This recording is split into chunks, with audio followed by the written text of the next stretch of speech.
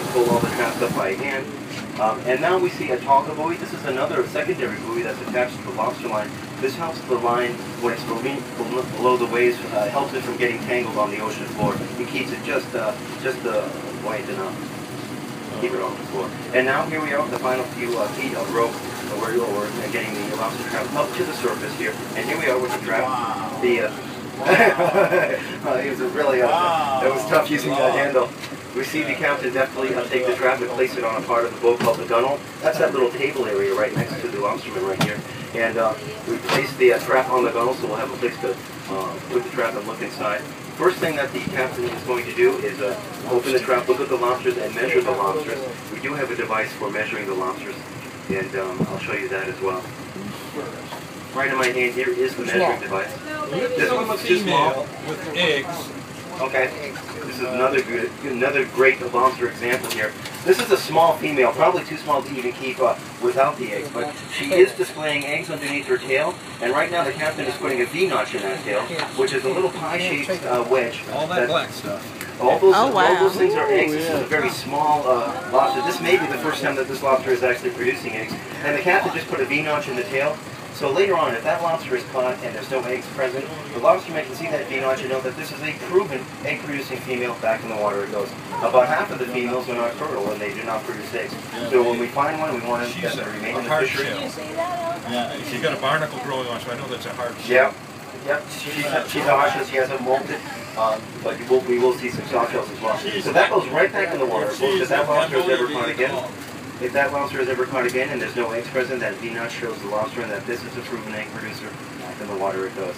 Now, as I was mentioning, we do. So you just measure the tail? No, the device that used to measure the lobsters measures the part of the shell called the carapace, and I'll show you that later on. I'll bring all the lobsters around. If it's too small, it gets thrown back. If it's too large, it gets thrown back. Female lobsters will only mate with lobsters of similar size or a little bit bigger, so the large lobsters get thrown right back as well. A small lobster that makes it through the measurement gauges is about I don't even have to measure this guy, I can tell just by looking.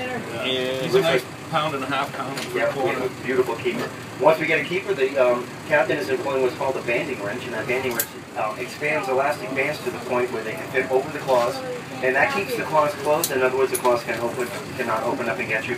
This lobster can inflict a severe bite to you if those claws ever did come in contact with your fingers or any part of your body. So the lobsterman, of course, is protecting himself when he bans that lobster, but he's also protecting the other lobsters in this tank as well. One unbanded lobster could kill every other lobster in here, and we'll do that. So the lobsters are... An example of the escape fin. See how that lobster fit right out through there? Yeah. That's designed to let little lobsters out there. We can't keep them. Exactly. I actually have one of those escape vents in my hand here. We do want lobsters of legal size. If they're too small, we don't want them in the trap. So this little escape hatch will allow lobsters that are too small to escape. But there is another function for this particular hatch here.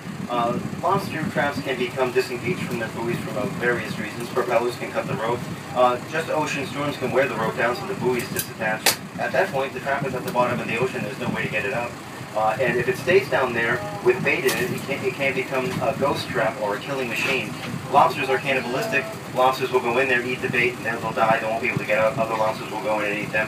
Before you know it, lobsters are going in there. We want lobsters in the trap, but we want them to be able to haul them up. If we can't haul them up, we don't want them in the trap. This escape hatch is held in place with very easily corroded metal rings called hog rings. And after about 5 to 8 weeks of inattention, the hog rings will corrode away. The trap will open, and any lobsters in there will go out. And once the trap is devoid of lobsters, the other lobsters will not be interested in it. They won't even go near it. So here we are. The captain is deploying the banding wrench one more time. 3 of them already? 3, 4? 3. Lobster keepers? Yeah, very unusual. You know, as I was stating before, if you do get a lobster license, you're allowed to have up to 800 traps in the water at each time. We have some really big ones here in the tank. I'll bring them out and show you as well. But as I was saying, if you get your lobster license, you're allowed to have about 800 traps in the water at any one time. So if you average 800 traps over the entire year, a lobsterman can expect to get a keeper lobster every third trap that he pulls. So not uncommon to have nothing in the trap at all, or a trap full of lobsters that you cannot keep to size regulation or female egg producing regulation or something of that nature. Right now the captain has in his hand what's called a bait bag. He is going to fill the bait bag with bait for the lobsters. We use oily fish. I think we're using hake, or is that a hake or haddock, or mostly pollock. Any sort of oily fish like a mackerel or a herring or anything of that nature is used. The oil and the smelliness is really what the lobster is looking to get a hold of. They've done some recent excellent studies at the University of New Hampshire seeing what happens with a lobster trap when it goes down to the bottom.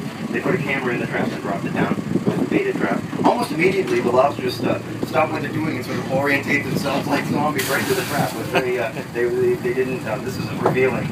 And so they go right for the bait almost immediately. And we used to think once a lobster was in the trap, that's it.